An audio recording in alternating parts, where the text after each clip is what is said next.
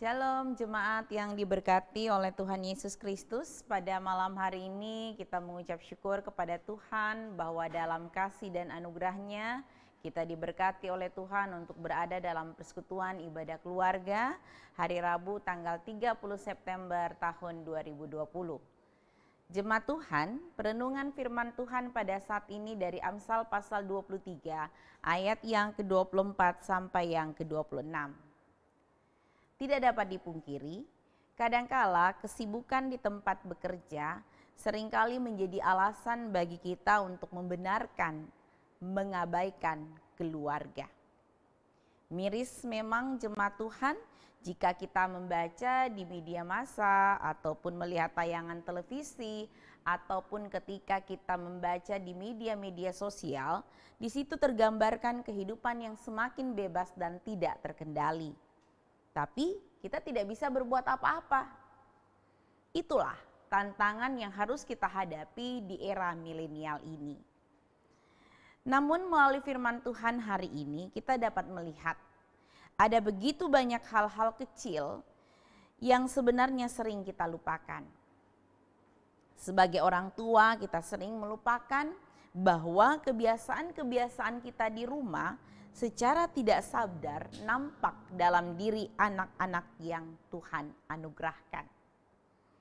Dengan tetap memelihara setiap nasihat-nasihat baik yang kita peroleh dalam kehidupan ini, itu akan memampukan kita melihat mana yang lebih baik untuk kita pilih, mana yang patut kita jalani dalam kehidupan ini.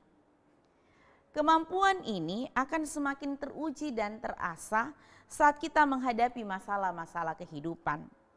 Oleh karena itu jemaat Tuhan, hal yang demikian dapat menjadi sebuah kesaksian bagi kita semuanya untuk boleh menjadi saksi Kristus dimanapun kita berada. Jemaat yang diberkati Tuhan, kita harus menjadi saksi-saksi Kristus sebagai ungkapan syukur kita kepada Tuhan yang telah memberkati kehidupan ini. Tema renungan kita pada malam hari ini adalah sukacita orang tua. Patut disadari jemaat Tuhan bahwa membahagiakan orang tua merupakan tugas seorang anak untuk membalas segala kasih sayang, perhatian dan seluruh hartanya yang digunakan untuk membesarkan anak-anaknya. Orang tua tidak membutuhkan itu jemaat Tuhan. Orang tua tidak membutuhkan materi. Orang tua dalam hal ini membutuhkan segala perhatian dan hal-hal yang membuat mereka bangga dan bahagia memiliki anak. Seperti saudara-saudara sekalian. Meskipun harta mereka sudah habis untuk segala kebutuhan dan pendidikan. Saudara-saudara sekalian, orang tua tidak pernah meminta hartanya kembali. Mereka sebagai orang tua hanya menginginkan melihat anaknya sukses dan memiliki masa depan yang baik, berguna bagi banyak orang, jadi berkat bagi gereja dan masyarakat, dan membawa harum nama keluarga. Sebagai seorang anak, anak-anak seringkali merasa bahwa apa yang disampaikan oleh orang tua sebagai sesuatu yang membosankan dan tidak berguna. Saudara-saudara sekalian, inilah contoh sederhana yang membuat kita tidak mampu melihat kasih Allah di tengah-tengah kehidupan keluarga kita. Apa yang Tuhan inginkan dari saya dan saudara-saudara melalui firman Tuhan pada saat ini, saya dan saudara-saudara diajak untuk mengerti dan memahami bagaimana sikap menomorsatukan Tuhan di dalam segala hal. Di ayat 26 dikatakan begini jemaat Tuhan. Hai anakku, berikanlah hatimu kepadaku, biarlah matamu senang dengan jalan-jalanku. Jemaat Tuhan, ada orang yang enggan menyerahkan hatinya kepada Tuhan karena berjuta-juta alasan. Sibuk, kondisi yang tidak menyenangkan, aturan firman Tuhan yang begitu mengekang, Seringkali kita akhirnya tidak menomorsatukan Tuhan. Yang menjadi nomor satu adalah hobi kita, pekerjaan kita, kesibukan kita. Tuhan berjanji jemaat Tuhan, ketika kita menomorsatukan Dia dalam setiap aspek kehidupan, kita akan dibahagiakan oleh jalan yang Tuhan pilih buat kita. Jikalau kita membahagiakan orang tua, jikalau kita bertanggung jawab penuh pada keluarga, kita pun akan percaya bagaimana kehidupan kita pun akan dibuat bahagia oleh Tuhan.